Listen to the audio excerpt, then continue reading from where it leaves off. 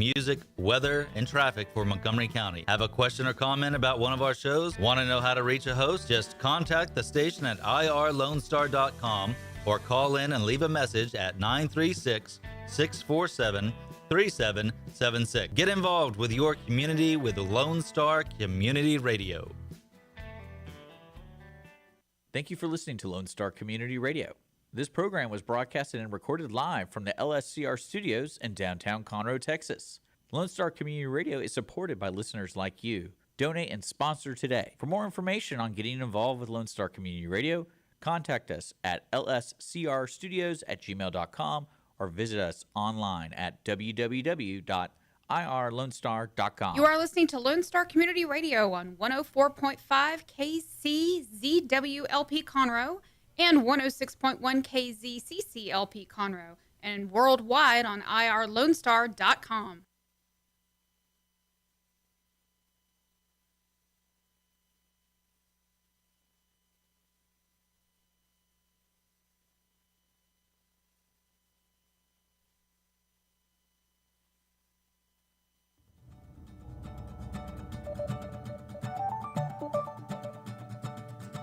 Good morning, ladies and gentlemen. You're listening to the Weekly Business Hour.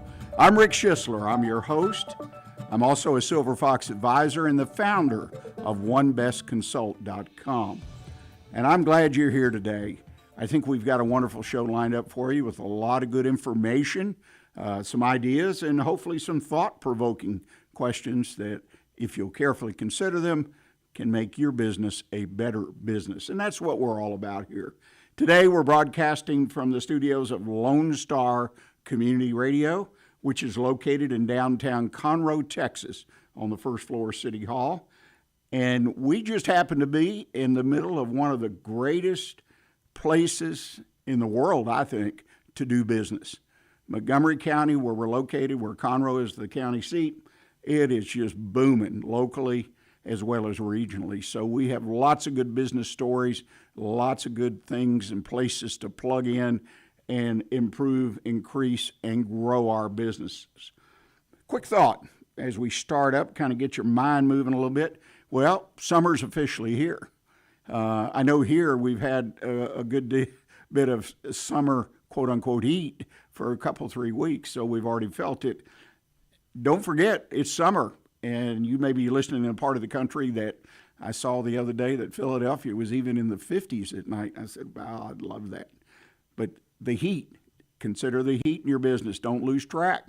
If you're in the service business, you got people out on the streets. Remember the heat. Take care of your folks. Make sure they take breaks, access to water, and staying cool. Second thing, and perhaps the thing that settles in my mind most often this time of year, are the storms. Hurricanes, tropical storms. Because in just a matter of a few days, they can come in and totally disrupt your business. So be prepared. Have some kind of simple plan that you can refer to, and in a matter of a few days, protect your business if, in fact, you're unfortunate enough to have a storm blow your way. Vacations. It's the time of the year your employees want to take their vacations. And vacations can create a hole in your business. And that's when mistakes happen. And you're missing that key employee that makes things happen. Be sure you prepare for that.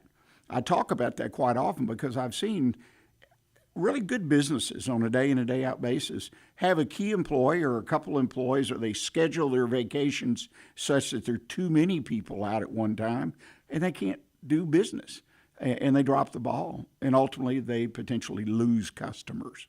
So be aware of those vacations.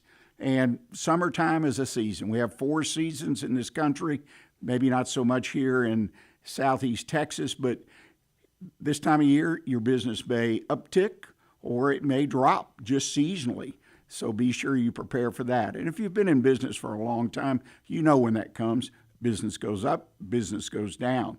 I realize that the Christmas season is when a lot of businesses, I work with one business, they do 60% of their business the last 2 months of the year.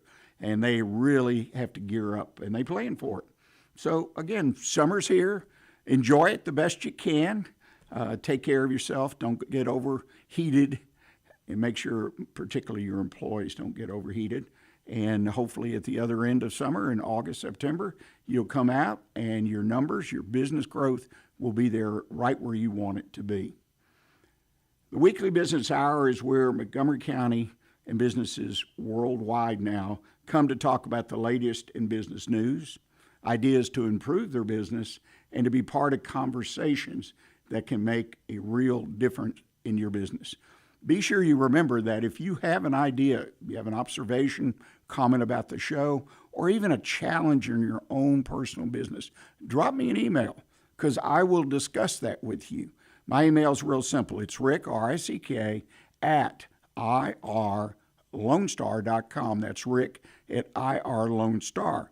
And you may be one of the lucky ones who we use you in our mailbag segment. We take your challenge and put it out on the air and talk about it. So you get the answer straight from the horse's mouth, so to speak, over the air. Otherwise, though, you will get a response from me, that's a promise, by email to any question or observation that you may have.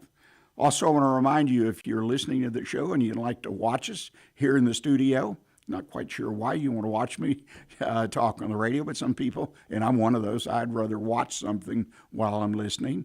Just go to Facebook or YouTube, put in the Weekly Business Hour, our page will come up, and then you just click and you can watch as well as listen to the show.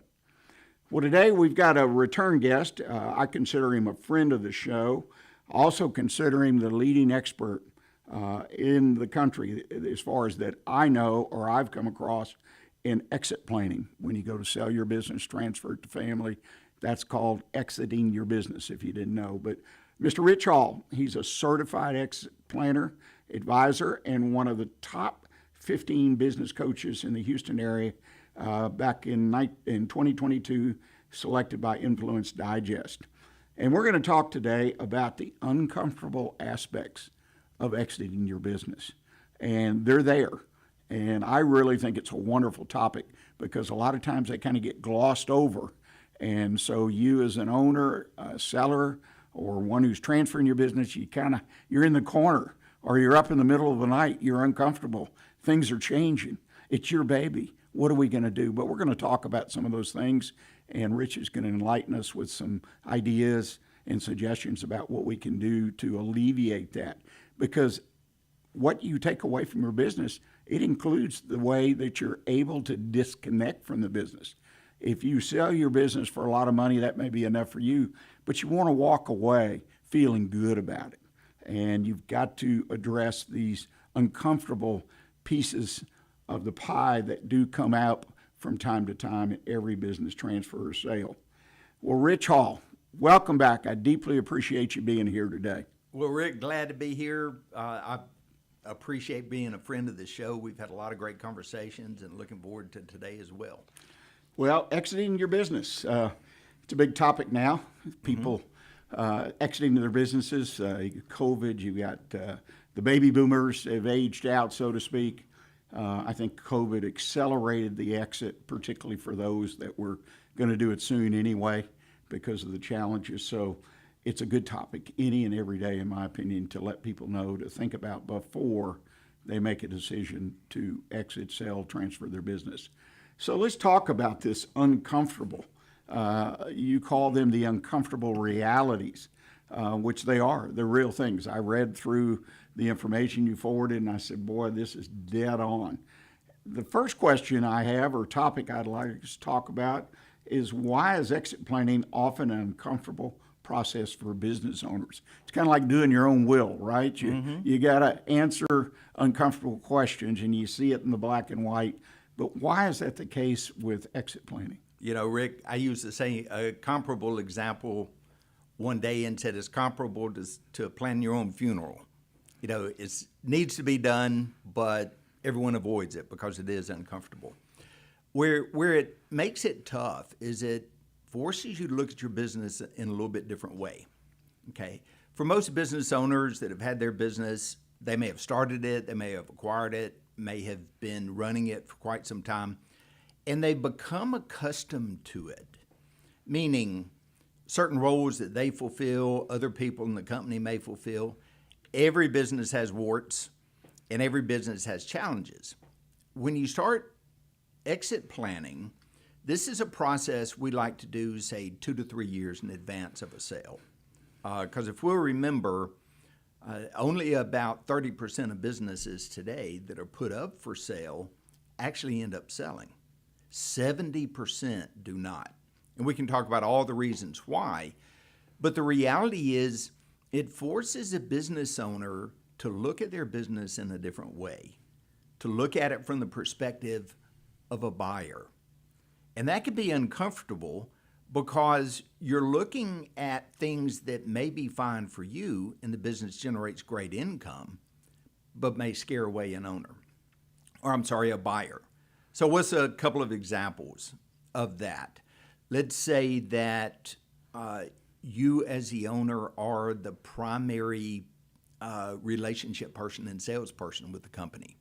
You've grown up with the suppliers, your primary customers.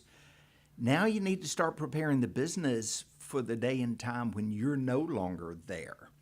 Imagine thinking about that, separating yourself from some of the process, some of the clients, getting more of a streamlined process in place. That can be very tough. And again, we have a tendency to avoid things that make us feel uncomfortable. Well, there's no doubt about it. I mean, I feel like you've just undressed me. I'm working on a project right now, and I've hit a hard spot, and I just don't want to pick it up again. You know, I'm uncomfortable because I have yet to be able to figure out, even though I've made several valiant tries. So that general feeling, I get that. And when one has got to sell or part company with their baby, and I don't care what anybody says, if you've owned a business for 5, 10, 15, 20 years or more, it's your baby.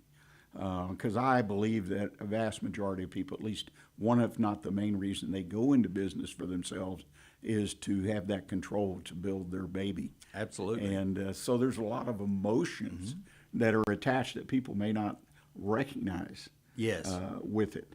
You know, it's kind of interesting.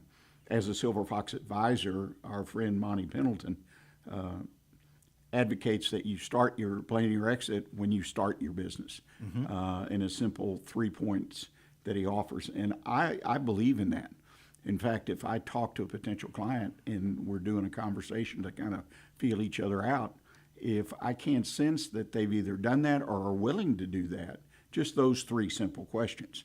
What you do is a lot more to it than just those 3 questions. But we make decisions throughout the life of a business that if we have an idea that we're going to be there 20 years versus 5 years, we would make certain decisions differently. And so I think to have that guidance leading up to the 2-3 year window when you really put it together and develop the plan is just needed. And with all these emotions, gosh, we need help. We need protection from ourselves in some cases. No doubt about it. What are some of the common emotional challenges that businesses face as they prepare their business, as they prepare to exit? I think, again, looking at it from a different perspective is one. The other is, when you have a hard look at your business and you identify those areas that say maybe dragging down the value of the business, that can be tough. So I'll give an example. There's quite a few businesses out there that may make absolutely fantastic income for the owners. And the owners naturally assume that if it's making a great income, it must be a highly valuable business. And the problem with that is if the owner is so ingrained in the business and hasn't developed a leadership team, hasn't diversified its customer base, a lot of the things we've talked about on the show before, then when it comes time to sell, the buyer will look at it and start pointing these out.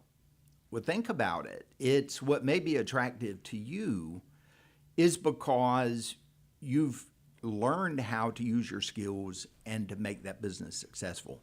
That may not be the case with the buyer. So flipping that perspective is one of the hardest things for business owners to do. And frankly, it's a conversation I have with them right up front. Are you willing and prepared to go through the journey? Because we're going to identify some things that may be uncomfortable for you, and you've got to be willing to work your way through it, or otherwise we won't see success at the end.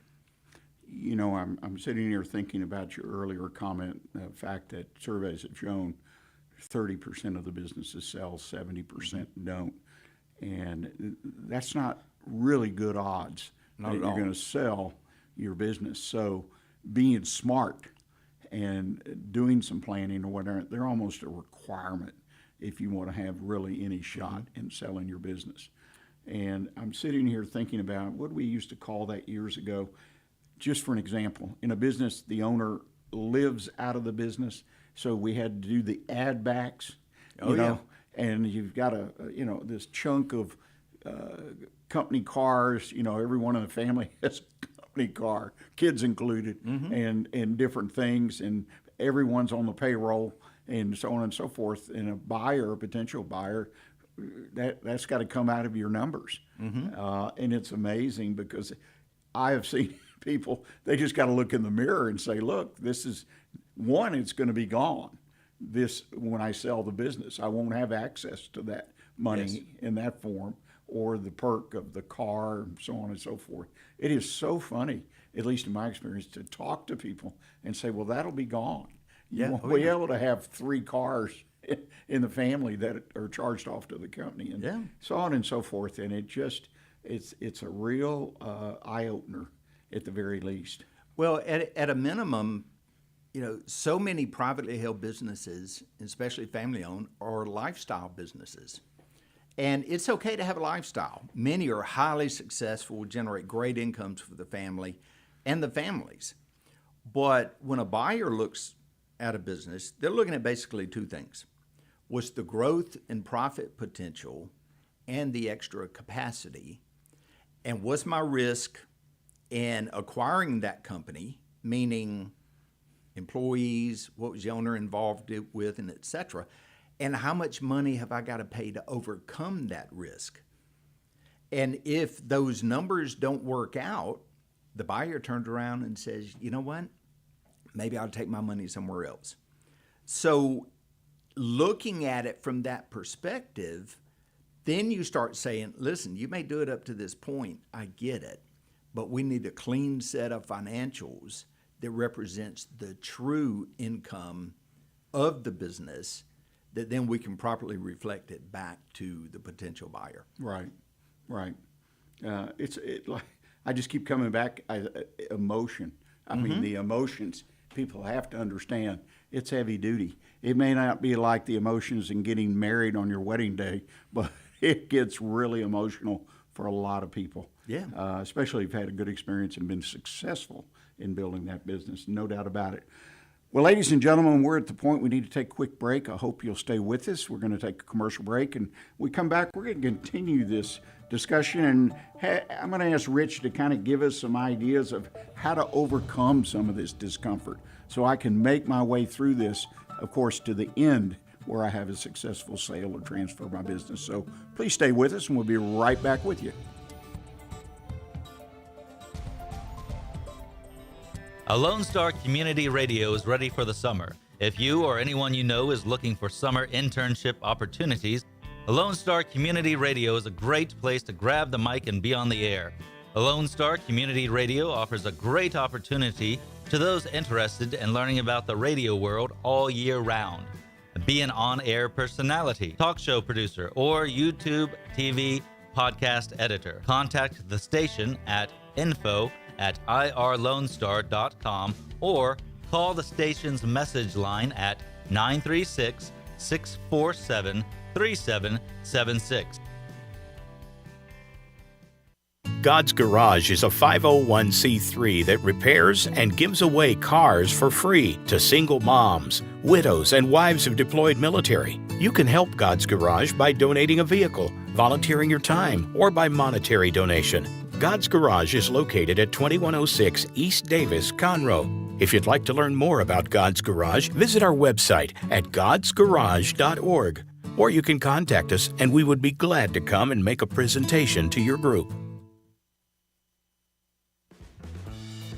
Lone Star Boxer Rescue is a nonprofit organization serving Montgomery County and surrounding areas, dedicated to the health and well-being of the boxer breed. Lone Star Boxer Rescue is run and managed 100% by volunteers since 1999. Our main objective is to rescue, rehabilitate, and rehome boxers that come to us from many sources, including local animal shelters, owner surrenders, and strays. For more information about Lone Star Boxer Rescue, visit our website at lsbr.org. Hey y'all, it's DJ Mike from Dance Time in Texas. Join me Monday through Friday at 8 a.m. as I count down the top 10 Texas Red Dirt songs that are packing the dance floor. I'll be featuring local artists and the story behind the hits, shows in the area, as well as new songs that make you want to dance. It's Dance Time in Texas with DJ Mike on Lone Star Community Radio, 104.5 KCZW and 106.1 KZCC, Conroe, Texas, or online, irlonestar.com.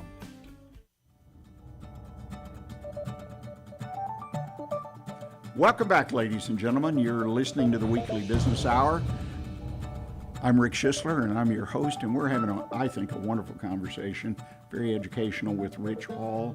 Rich is a certified exit planner and can work with you to plan your successful exit of your business, which success has a lot of moving parts in it, doesn't it, Rich? Yes, it does. Well, when we went to break, we were talking about the idea that the discomfort that a business owner will have certain points that they're not comfortable with that have to be worked through to have a successful sale. And let me define successful, meaning getting what you, the owner, want out of the sale, which can be money, it can be other things, it can be a mix of things. But success is when you walk away and you've got a smile and you've got 90% or 95% of what you wanted.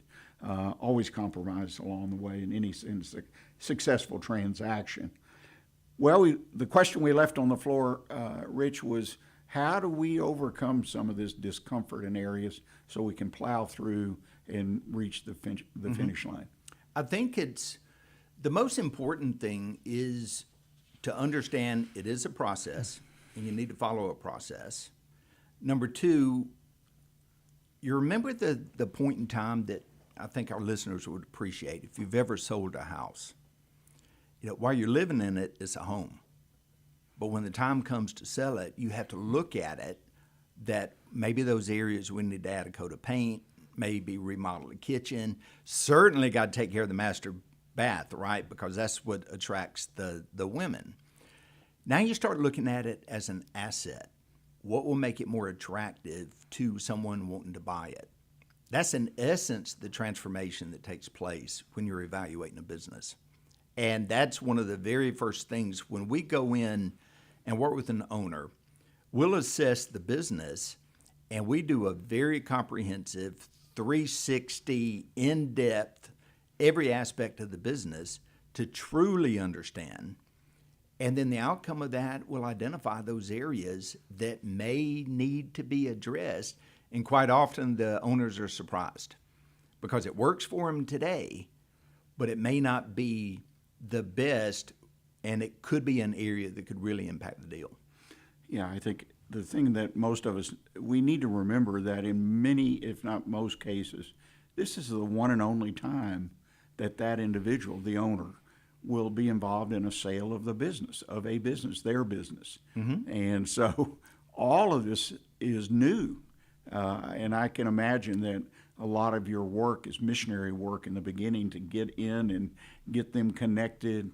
You and I were talking about off-air expectations. Mm-hmm. What is my expectation of this, and what is it that and when you open the book in some of these areas, they've never thought about it. No. I mean, they've never considered it, its impact. You're exactly right.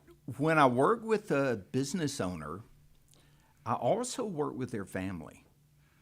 And we don't even discuss the business initially. And I think this is important for the owners to understand. What are your personal goals? Meaning, what happens in the next phase of life? Is it retirement? Is it starting another business? Whatever that may be. And then we discuss the financial goals. What will it take to accomplish the personal goals? Where are you at today, and what's the needs or the expectation?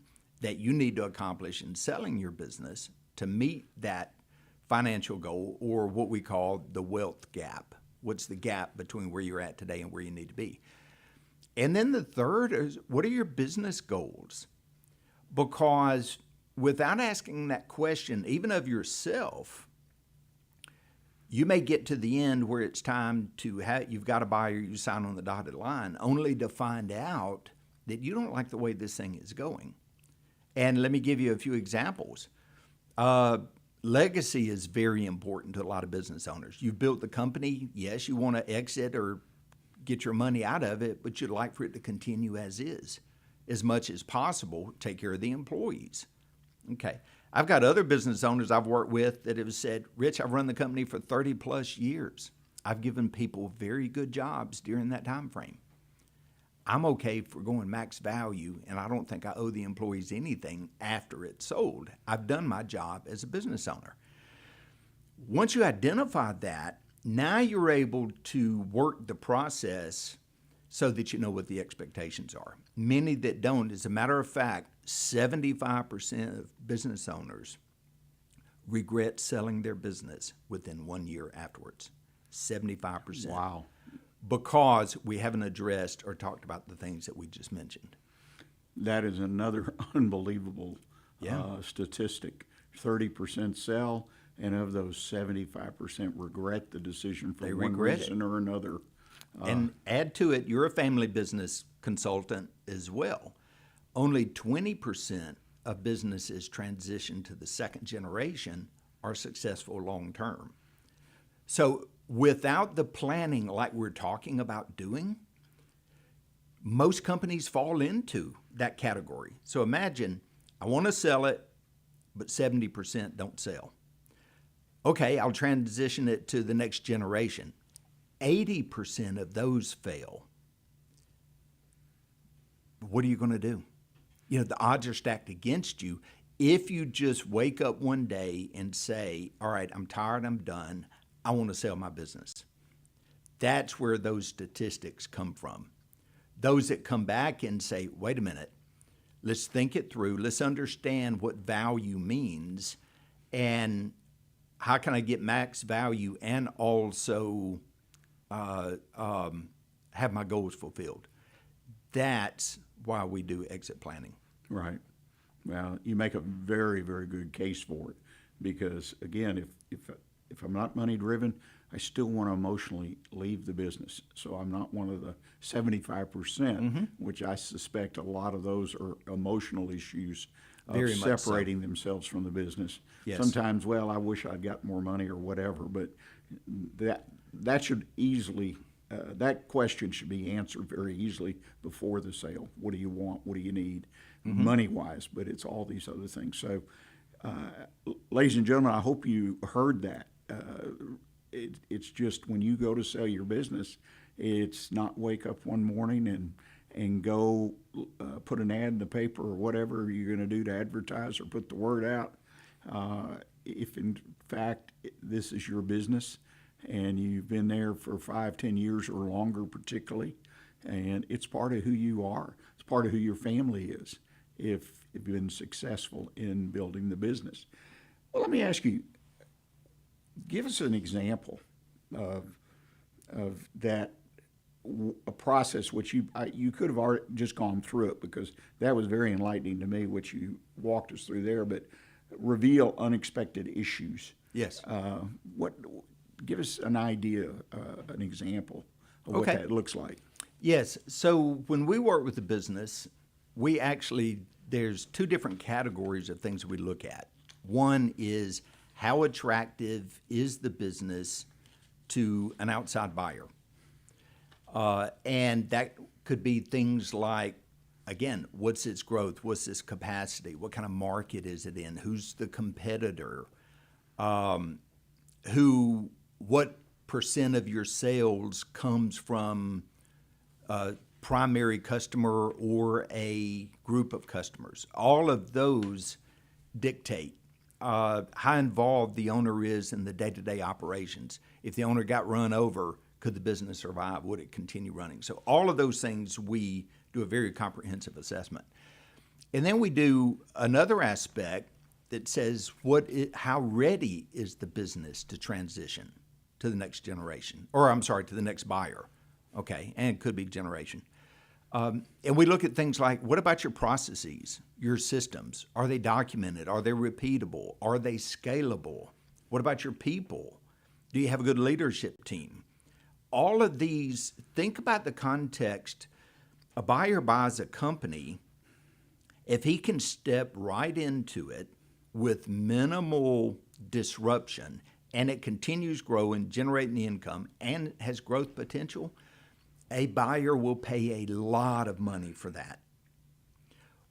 But on the reverse, if they've got to spend a lot of money to figure out, wait a minute, everything's in the owner's head, the people, I got to replace the leadership team, they're not getting it done, then it comes back and they just have to make a choice and says, is the risk high enough?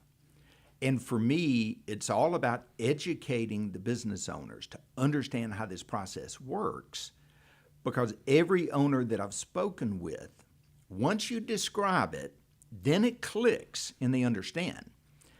Here's the biggest thing that they'll see in the market. Like you said, if you decide to sell, what do? Well, the thing is, today, the entire ecosystem is set up that if an owner wakes up one morning and says, you know what, I've been doing this for a while, maybe it's time for a different change. Mr. Schisler, come on over. Let me show you how we can start selling your business today.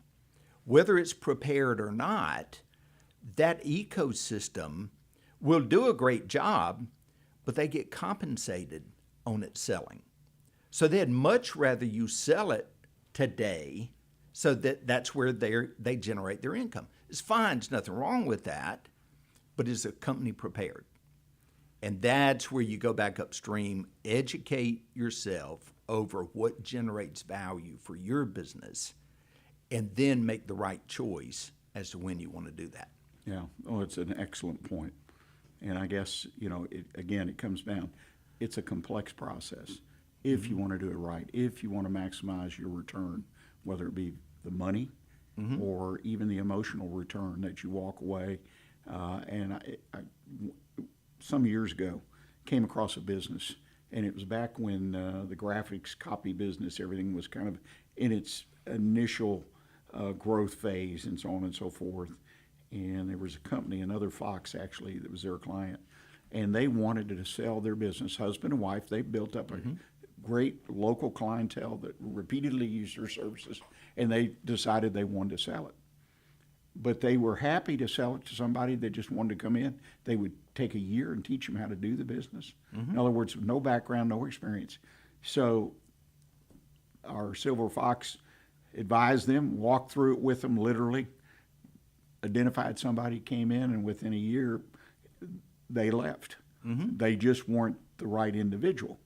And so they brought someone else in, probably a little smarter now about what to look for. A year later, this person bought the business. I mean, everything went according to their expectations, their desires, and they separated from the business. And even to the point that they had built a structure on their property where they conducted business, and they leased it to this guy for an interim period. So they actually sat in their house every day and watched somebody run their business, but it was successful. Yeah. So, but it took 2-3 years, even in that case, in which initially the Silver Fox reported that they weren't really prepared for that, but they understood it. It was more important to them, the outcome, than the speed of which they exited their business. So, well, part of what you and I have talked about before as well is most owners also don't know there's a lot of options out there. When you use the term exit, most people infer buying or selling. But there's a lot of options for owners to get their, as you could say, take chips off the table or get part of their money out of the company without necessarily selling the whole thing. And that's part of what we discuss, because some businesses generate a great income, but if you turn around and sell it, it wouldn't sell as much. Examples are some type of services businesses where it's all tied to the people and there's not as much of a product. we look at that as well, and we'll advise the owner and say, you know what? You can make more holding the company in 2 years or 3 years than what it would sell for today. Here's an option. Hire you somebody to take over for you. Pay them a great salary, give them a great incentive to run the company for you, and then you take a step back as like a chairman of the board, and yet you still are reaping the benefits of the company. Those are things that we have good, honest conversations from, to help people best understand what their options are. Because again, most have no idea. They spend their day running their business like they should. Right. Day in and day out. And it's Yeah. one of the reasons that they've built a great business, in my opinion. Let's talk as we kind of wrap up today some general questions that I have, particularly most every time I have a guest in here. Where do you see personally, because you're out talking to lots of different businesses, different industries and whatnot, where do you see this current economy taking us, taking our small business? What are the opportunities? What are the pitfalls? What's going to happen in the next 2, 3, 5 years in your crystal ball? Okay. Oh boy, that's a hard one, Rick. Thank you for that one. On air, and I'm being quoted here. I think we see a lot of what the business owners have seen. With the higher interest rates, a lot of the market is a little nervous, so therefore a lot of the transactions are down some as far as selling businesses and et cetera. What we advise our clients is prepare your business in the event, regardless of economic conditions, that the right opportunity comes up and you can take advantage of it. When that happens, that's called a strategic buyer, and you can maximize the value at that point in time, regardless of the economic conditions. I will say this, the end of last year was pretty tough. We're seeing a slight uptick, but pretty stable here in Q1 and then heading into Q2. I think like anything, it's going to be pretty stable as it is right now until we at least get through the election cycle. And then depending on that, we all know, depending on how polar the two parties are, could really drive some changes. My advice is, just like trying to time the stock market, is be prepared, educate yourself, start implementing things in your business that would make it attractive, and then when the time comes, you're prepared, whether you want to sell it or that phone call comes in. And then you're able to take advantage, regardless of the economy. Well, you and I both know you talk about being prepared, and I think you're right on with your recommendation of always being prepared, so to speak, to be able to sell it.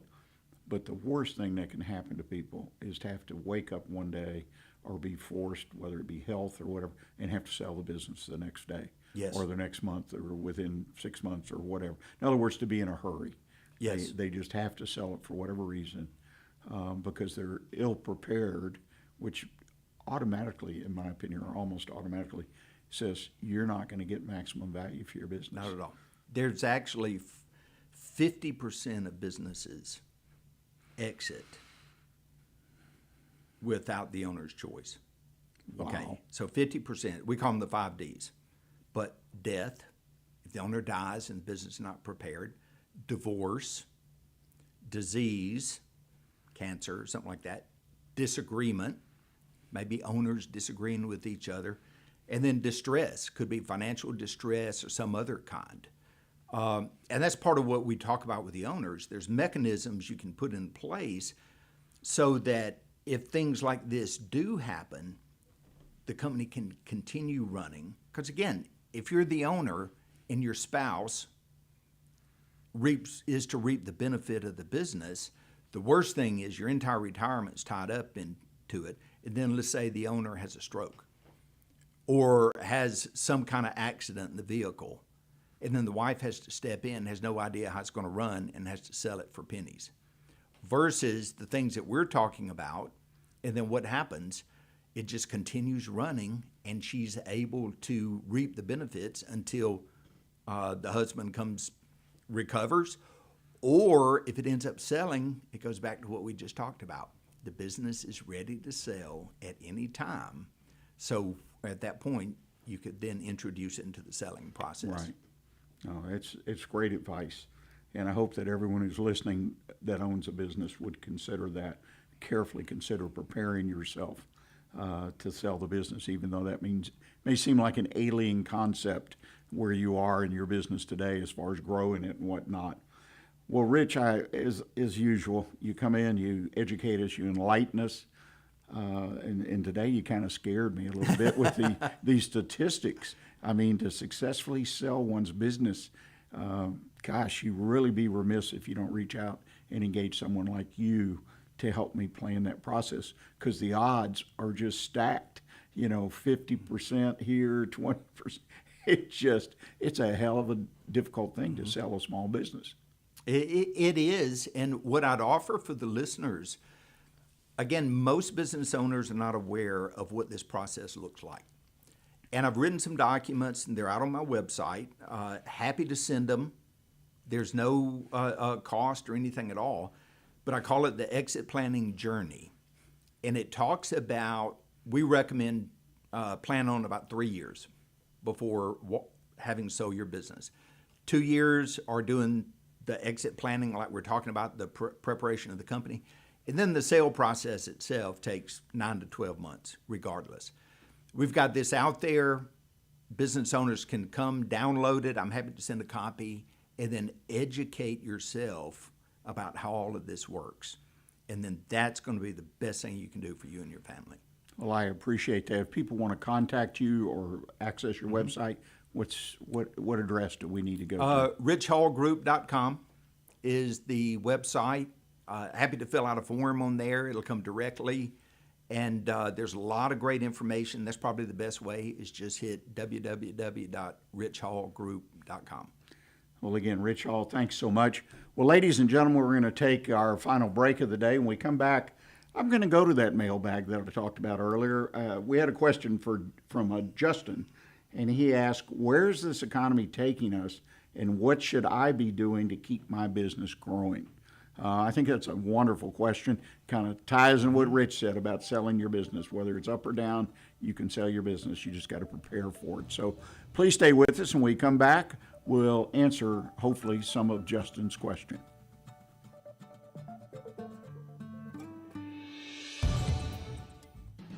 Lone Star Community Radio is looking for those who are interested in hosting their own talk show, with monthly and weekly slots available on Conroe's FM 104.5 and 106.1 and on irlonestar.com.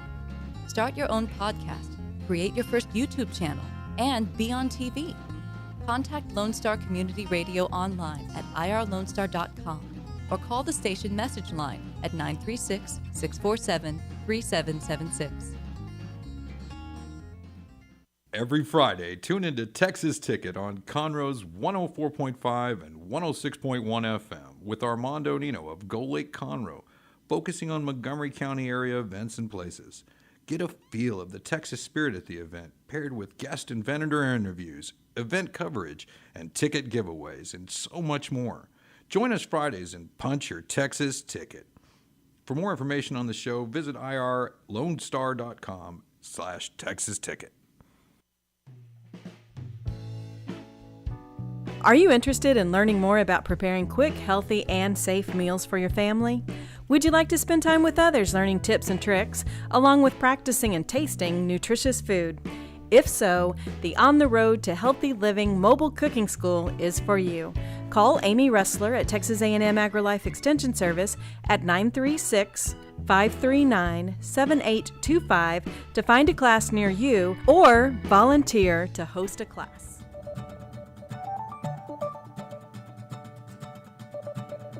Welcome back, ladies and gentlemen. You're listening to the Weekly Business Hour. I'm Rick Schisler. I'm your host. We just finished what I think was a delightful and very educational conversation with Rich Hall. If you missed some of it, I encourage you to listen later in the week. On Wednesday of this week, a copy of the audio of this program will be posted. You're able to find it on the station's website at irlonestar.com. Go to programs, morning programs, click on the Weekly Business Hour. Obviously, you can go to Facebook. You can go to YouTube. and a number of other social media sites. Just look for the Weekly Business Hour page, and a copy of today's program will be there for you to enjoy, to re-listen to some of the wisdom that Rich Hall shared with us today. And I would ask you in turn, if you have an opportunity, you know someone who's in business, a friend of yours, share the program with him. We'd love to have them become one of our regular listeners. Now we're going to turn to the mailbag. And from the mailbag, I'm going to pull my One Best Consult tip of the week. And the question that Justin submitted to us via email was, where is the economy taking us, and what should I be doing now to keep my business growing? It's a good question because most of us, like myself, are confused about the economy because we hear all kinds of things. The Federal Reserve seems confused, so I guess if they're confused, it's okay with myself and others to be confused as well. And what I'm talking about is planning your business. What do I need to ramp up? Do I need to hold tight? Do I need to plan for more slowdown? And apparently what the economy's doing is just very unusual. And I attribute it to too many factors kind of hitting at one time that don't really correspond. And my visual is somebody with a knot. We're tied in knots right now. We're kind of held back by interest rates, the prices of things, amazing. And it makes it so hard. Even if you've got a good gut feel for what's going on in the economy, it makes it hard to commit your business to growth or slow growth, no growth, whatever it might be.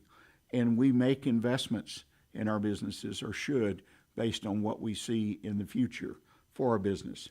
So my point number one is there's lots of risk, and there's not a lot of good information that explains those risks to us so we can make a good decision for our business. So be aware. To keep your business going, recognize first that there's an elevated level of risk right now. Keep your cash dry. Keep that powder dry. Keep your cash dry. Cash will pay off. Make sure you have adequate cash. So if things, in fact, do slow down, then you can cover your expenses, cover your overhead for a period of time. Because I believe anything that happens won't necessarily be prolonged, a year, 2 years of this or that. But have enough cash available. And don't close the door to an acquisition that may come across your desk, may be made available to you, an acquisition at the right price. And in our last segment, Rich Hall sort of touched on that.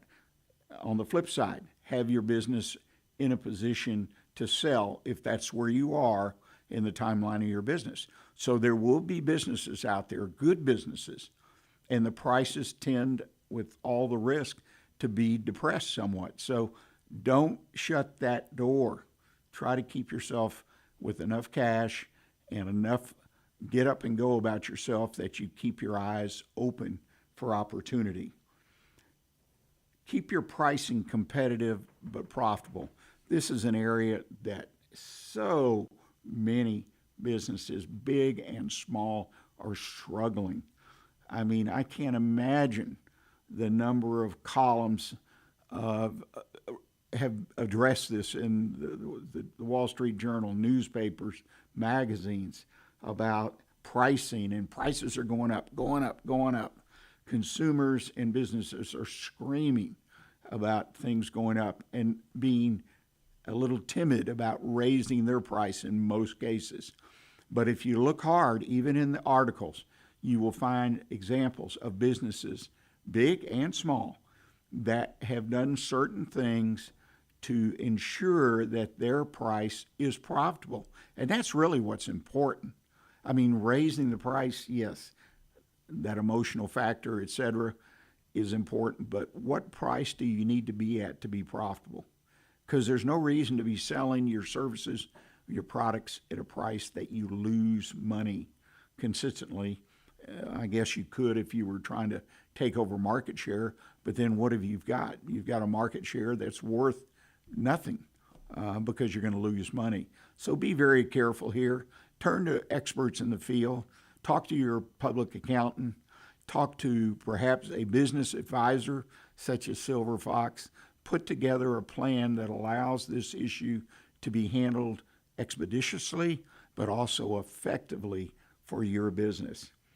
And finally, and the most important thing, I think, and I talk about it in different contexts, but it's true, it's always true, but when an economy is like it is right now, it is even more important. It's more critical to give it the attention it deserves, and that is staying sensitive to the market. You know, you come in each day, you turn out the products, you raise the back door, the trucks go out to do whatever service you provide, plumbing, electrical, etc., and you make sure things go well day in and day out, but you lose track of the market itself. Oh, you hear a story about, well, I went to this location, or the product got returned, they said it was overpriced. Those are just one-offs.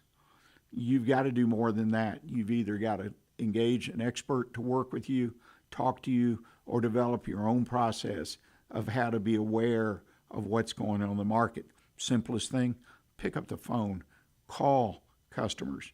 Call a customer who just recently bought a product from you or engaged you to perform a service.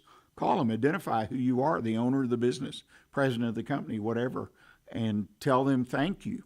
I mean, that alone is worth a lot, but try to ask 2 or 3 probative questions so that you can get a feel for what they're actually thinking, what your market is actually thinking. Well, ladies and gentlemen, I appreciate you being part of what we're doing today and joining us on the show. I want to thank again our friend Rich Hall for sharing his knowledge and experience in the area of exit planning and developing an exit strategy to give you the highest level of success, the highest chance at the highest level of success in selling your business. And please put a note on your calendar to join us again next Monday right here on irlonestar.com at 11 a.m. And don't forget, if you're a small business and you're in the Montgomery County area, it would behoove you to check with me and consider being a sponsor of this show. Lone Star Community Radio is our nonprofit community radio station, so it's always looking for donations, for sponsors, and we would appreciate it. And I think sponsoring shows like the Weekly Business Hour can put your business right where it needs to be in the public's eyes. So please, you reach out to me, Rick, at irlonestar.com, and I'll be glad to send you some information and to sign you up to sponsor the station as well as the show. As mentioned earlier, a video podcast of today's program of the Weekly Business Hour will be posted on Wednesday of this week. And again, you can find it all over the internet, Facebook, YouTube, here at the radio station, irlonestar.com, or at my website, onebestconsult.com. And until next week, as always, stay engaged and always keep your focus on what counts in your business. Thanks.